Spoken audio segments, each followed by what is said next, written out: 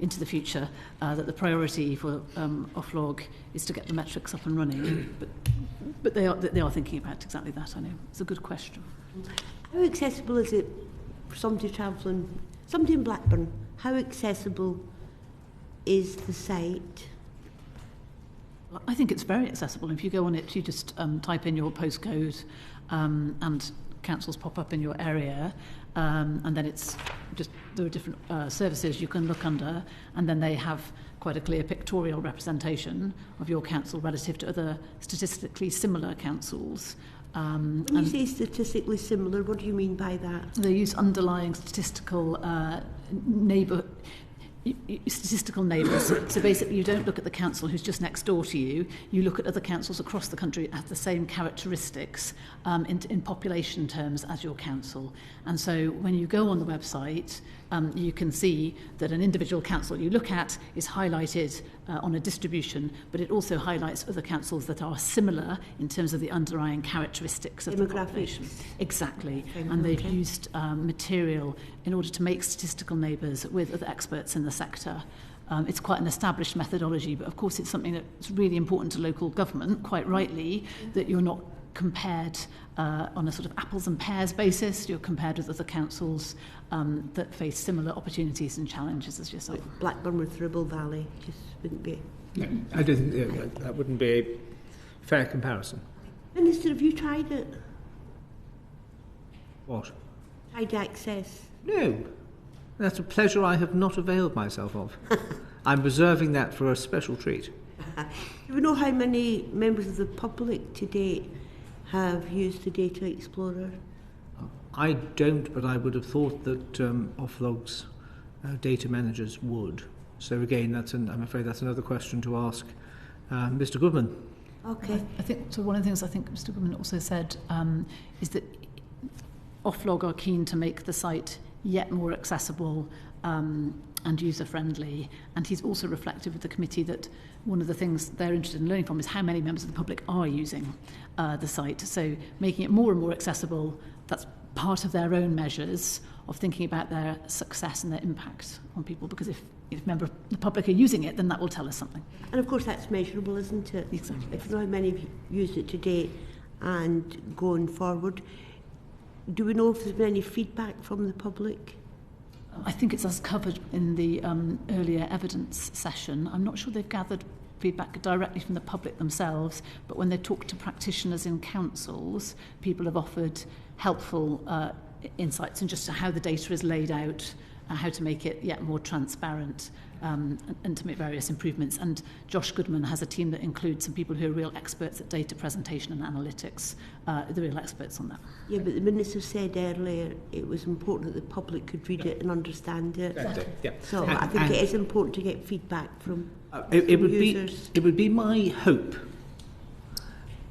that ways of, and we all know that there's lots of ways of engaging the public for feedback, but the public's feedback on its usability, on its usefulness, with any suggestions that they might have. Again, that I would certainly encourage Oflog to pursue that, because it's all well and good operators within the sector going, oh yes, that all looks fine and dandy, because it all uses the language which we use on a daily basis, not necessarily in the Dog and Duck at Blandford Forum. So it's got to be sense checked for the Dog and Duck at Blandford Forum in my constituency. I hasten to add, there's not a pub called the Dog and Duck, but there is a town called Blandford Forum. Yeah, because it would be pretty pointless if people who can access the same information understand it any other way. Pretty much a big waste of money, wouldn't it? Oh, it would not be. It would be missing one of its key goals to if the public just said, this is another forum of technical gobbledygook, I'm not understanding it, I'm switching off, I'm going to ignore it. That would be a signal. I think you've switched off because the bell's ringing for a vote. Right, I'm afraid we're going to have another suspend the committee for can we get back in 10 minutes? I think it's a 7-minute vote now, isn't it?